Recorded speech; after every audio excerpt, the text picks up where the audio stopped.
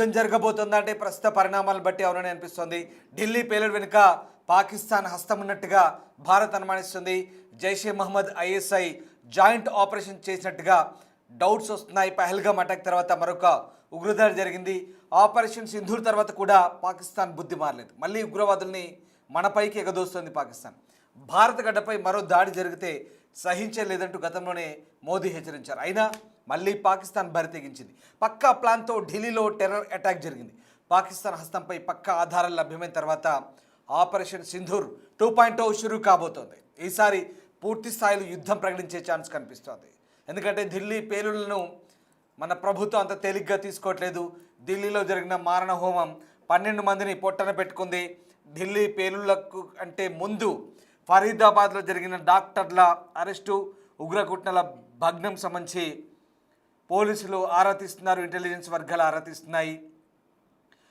సరిగ్గా ఫరీదాబాద్లో డాక్టర్ల డెన్ను పూర్తిగా వాళ్ళని నిర్వీర్యం చేసి, వాళ్ళ కుట్రలు నిర్వీర్యం చేసి వాళ్ళను విచారించిన తర్వాత కొద్ది గంటల్లోనే ఢిల్లీ పేలుళ్లు జరిగాయి. సరిగ్గా 100 కిలోల పేలుడు పదార్థాలు, అలాగే ఆయుధాలను కూడా వాళ్ళ దగ్గర నుంచి కొన్నిటిని స్వాధీనం చేసుకున్నారు. అది జరిగిన కొద్ది గంటల్లోనే పాకిస్తాన్ ప్రేరేపిత ఉగ్రవాదులుగా భావిస్తున్న కొంతమంది ఢిల్లీలో లాల్ కిలా, చాందినీ చౌక్, లాల్ కిలా మెట్రో స్టేషన్ దగ్గర పేలుళ్లు జరిపినట్టుగా అనుమానాలు వచ్చాయి. ఇదిగో ఆ కారులోనే కూర్చున్నటువంటి ఆ 3 వ్యక్తులు పేలుళ్ల కంటే ముందు ఎవరికీ అనుమానం రాకుండా కారును పొల్యూషన్ చెకింగ్ కూడా చేయించినట్టు తెలుస్తుంది. ఇలా చాలా సీసీటీవీ ఫుటేజ్లు అయితే విడుదలవుతున్నాయి. పేలుడుకు ముందు కారులో డాక్టర్ ఉమర్ ఉన్నటువంటి ఆ సీసీటీవీ దృశ్యాలు ప్రస్తుతం మనం చూస్తూ ఉన్నాం. అక్కడ 3 వ్యక్తులు కారులో ఉన్నట్టుగా తెలుస్తుంది. వీళ్ళంతా కూడా ఆత్మాహుతి దాడికి పాల్పడ్డట్టుగా అనుమానాలు వ్యక్తమవుతున్నాయి. దేశ రాజధాని ఎర్రకోట సమీపంలో జరిగిన పేలుడు ఘటనపై అధికారులు అయితే ప్రస్తుతం దర్యాప్తు చేస్తున్నారు. ప్రస్తుతం ఈ దర్యాప్తు సంబంధించి జాతీయ దర్యాప్తు సంస్థ నేషనల్ ఇన్వెస్టిగేషన్ ఏజెన్సీ NIA దర్యాప్తు స్వీకరించింది. ఇక ఈ పేలుడు కారణమైన కారుకు సంబంధించిన కొన్ని సీసీటీవీ దృశ్యాలు వెలుగులోకి వచ్చాయి. హర్యానాలోని ఫరీదాబాద్ నుంచి ఎర్రకోట వరకు I-20 కారు జర్నీని అధికారులు ట్రేస్ అవుట్ చేశారు. ఈ క్రమంలో బదర్పూర్ టోల్ ప్లాజా దగ్గర, అదిగో మీరు చూస్తున్నారు బాక్స్లో దృశ్యం, అది బదర్పూర్ టోల్ ప్లాజా దగ్గర ఒక సీసీటీవీ ఫుటేజ్ లభ్యమైంది. అందులో నిందితుడు ముఖానికి మాస్క్ ధరించున్నాడు. అప్పుడు సమయం ఉదయం 8:13 అవుతుంది. అతను టోల్ ప్లాజా సిబ్బంది నుంచి రసీదు అందుకున్నట్లుగా కనిపిస్తోంది. ఆ ప్రాంతం హర్యానా ఢిల్లీ సరిహద్దుల్లో ఉంది.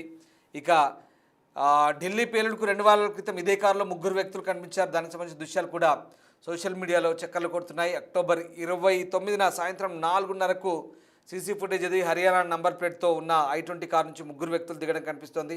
ఆ వాహనాన్ని కొనుగోలు చేసిన వెంటనే దానికి పొల్యూషన్ చెకింగ్ చేయించారు. ఆ 3 వ్యక్తులు ఎవరు అని పోలీసులు ఇప్పుడు ఆరా తీస్తున్నారు. సో మొత్తం మీద NIA దర్యాప్తు చేస్తుంది.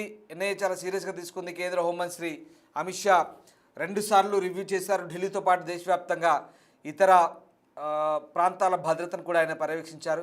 సో మొత్తం మీద పాకిస్తాన్ ప్రేరేపిత ఉగ్రవాదం ఉన్నట్టుగానే కనిపిస్తోంది. పాకిస్తాన్ ఎన్నిసార్లు చెప్పినా తన వక్రబుద్ధి మార్చుకోవట్లేదు. ఈ నేపథ్యంలోనే పాకిస్తాన్పై మళ్ళీ ఖచ్చితంగా పక్కా ఆధారాలు దొరుకుతాయి. గతంలోనే భారత్ చెప్పింది ఆపరేషన్ సింధూర్ సమయంలో, ఇక నుంచి చూస్తూ ఊరుకునేది లేదు. ఈసారి పాకిస్తాన్ వైపు నుంచి పాకిస్తాన్ ప్రేరేపిత ఉగ్రవాదం, సీమాంతర ఉగ్రవాదం లేదా భారత్లోని ఏ ప్రాంతంలో అటాక్ జరిగినా, అల్లర్లు జరిగినా ఇక నుంచి పూర్తి స్థాయిలో ఆ ఉగ్రవాద చర్యలను యుద్ధ చర్యగా పరిగణిస్తామంటూ భారత్ చెప్పిన సంగతి తెలిసిందే. సో ఖచ్చితంగా ప్రధాని మోదీ ఇప్పటికే గట్టిగా హెచ్చరించారు. ఏదైనా పాకిస్తాన్ నుంచి వచ్చే ఉగ్రచర్య ఏదైనా యుద్ధ చర్యగానే భావిస్తామని చెప్పారు. యాక్ట్ ఆఫ్ వార్ కింద పరిగణిస్తామన్నారు. ఇప్పుడు సరిగ్గా పాకిస్తాన్ వైపు నుంచి ఆధారాలు, ఖచ్చితంగా పాకిస్తాన్ ప్రమేయం ఉందన్న ఆధారాలు దొరికితే కనుక ఆపరేషన్ సింధూర్ 2.0 ఖచ్చితంగా షురూ అయ్యే అవకాశాలు కనిపిస్తున్నాయి. ఈసారి యుద్ధం కనుక జరిగితే పూర్తి స్థాయి యుద్ధమే జరిగే అవకాశం ఉంది. ఎందుకంటే మొన్నంతా కూడా ఆపరేషన్ సింధూర్లో వాళ్ళ వైమానిక స్థావరాలను, వాళ్ళ టెర్రరిస్ట్ లాంచ్ ప్యాడ్లను, చాలామంది టెర్రరిస్టులను మనం మట్టుబెట్టాం. వాళ్ళందరినీ కూడా చావు తప్పి కన్నులొట్టపోయినట్టుగా బయటపడ్డారు. బ్రహ్మోస్ రుచి ఏంటో చూపించాం, అగ్ని క్షిపణి రుచి ఏంటో చూపించాం, భారత వైమానిక దళం సత్తా ఏంటో చూపించాం. అలాగే ఆర్మీ సత్తా ఏంటో చూపించాం. ఇక ఈసారి ఖచ్చితంగా ఆధారాలు దొరికితే పూర్తిస్థాయి యుద్ధానికి వెళ్ళే అవకాశం లేకపోలేదు. ఎందుకంటే ఇప్పటికే మన ఆర్మీ చీఫ్ జనరల్ ద్వివేది హెచ్చరించారు, ప్రపంచ పటంలో పాకిస్తాన్ ఉండాలో లేదో తేల్చుకోవాలని. ఎందుకంటే గుజరాత్ సర్క్యూట్లో కూడా చొరబాట్లకు పూనుకుంటున్నారు.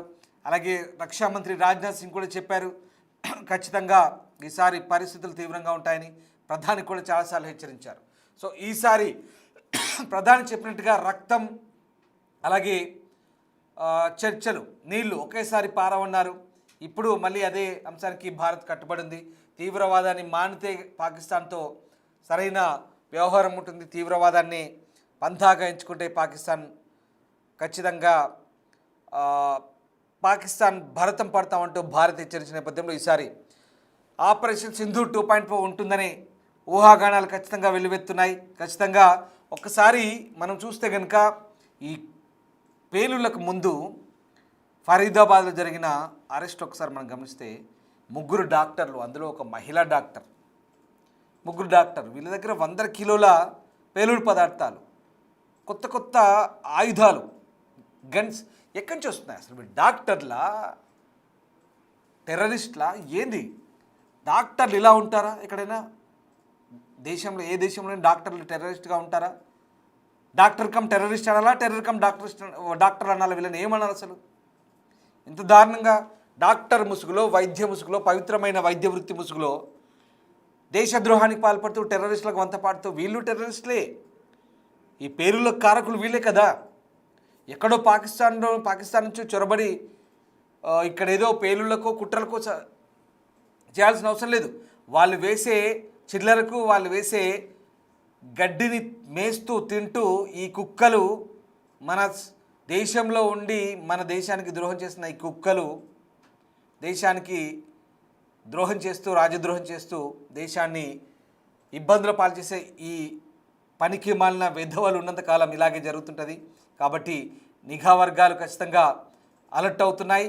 ఇక కశ్మీర్ అలాగే ఫరీదాబాద్లో జరిగిన అరెస్టులు దాదాపు 10 మంది దాకా అరెస్ట్ చేశారు. వాళ్ళు ఇచ్చిన ఇన్పుట్స్ ఆధారంగా పక్కా ఆధారాలు ఇంకా ప్రూవ్ అయితే అంతర్జాతీయ సమాజంలో ఎండగట్టి పాకిస్తాన్పై ఈసారి పూర్తి యుద్ధానికి వెళ్ళే అవకాశం ఉంది. ఒకసారి మీరేమనుకుంటారు? మీ అభిప్రాయం తెలియజేయండి. ఎందుకంటే పదే పదే మనం సంయమనం పాటిస్తుంటే వాళ్లకు మోడిందా అన్నట్టుగా అనిపిస్తోంది. బహుశా ఊరుకున్న కొద్దీ ఇంకా నయ్యం. అసలు ఆడవాళ్ళతో జైషే మహమ్మద్ బెటాలియన్లు తయారు చేస్తుంది, ఆడవాళ్ళను సిగలుపుతోంది. దాంట్లో భాగంగానే ఈ లేడీ డాక్టర్ను మన ఇండియా జైషే మహమ్మద్ లేడీస్ వింగ్కు చీఫ్గా చేస్తున్నారట, ఉమెన్ వింగ్కి. జైషే మహమ్మద్, ఎల్ఈటీ, లష్కర్ తైబా, అంతేకాదు కొన్ని ఫ్రాక్సీ సంస్థలు, ఇవన్నీ కూడా నేపాల్, బంగ్లాదేశ్ వైపు నుంచి ఇండియాలో చొరబడిన ప్రయత్నిస్తున్నాయి. ఎన్ని చేస్తే ఊరుకుంటామా?